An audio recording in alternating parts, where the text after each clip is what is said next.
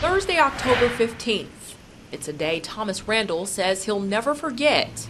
It all started with a phone call. He said, well, this is the county coroner. I said, yes. He said, well, I'm sorry to inform you at this time, but your brother is dead.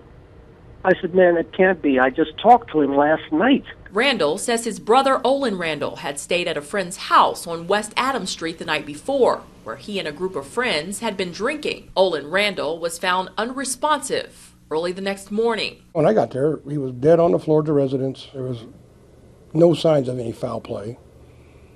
I arranged for autopsy. Though at a glance there were no physical signs of foul play, Menard County Coroner Larry Hollis says autopsy results revealed a different story. They found signs of blunt force trauma inside the body. I was told that he had, the ribs were broken so fine that part of the bones had went into his lung, punctured his lungs, and he drowned on his own blood. Thomas Randall says he didn't get a call from Petersburg police about his brother's death until last Friday, nearly 1 month later. At that time, they said, did I know Olen Randall? And I said, yes, this is my brother.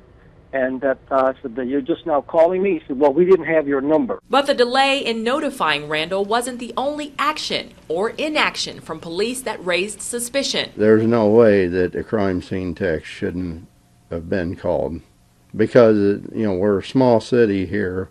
We don't have those resources. Petersburg Ward 2 Alderman Keith Wilson is a former Petersburg police officer. He says police did not secure the scene where Olen's body was discovered. Instead, they allowed the area to be cleaned up before state police arrived. Improper protocol after a murder, Wilson and others believe police are covering up. The council, nobody really knew about it, except probably one individual. Thomas Randall says his brother was known for his drinking and was perceived as a nuisance by police. I think they handled this way because they didn't care. Somebody else that was pretty prominent in our community, that this would have been handled totally different. In Petersburg, Michelle London for Fox News at 9. During this week's City Council meeting, Keith Wilson called for a motion to terminate Chief Dave Coulter and Assistant Chiefs Kenny Beers and Sean Kelly. Wilson and another alderman voted in favor of the termination. 4 others opposed.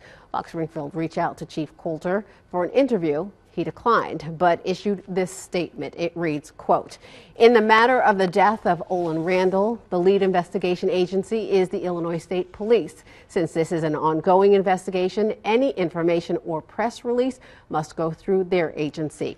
End quote. State police say the investigation is ongoing.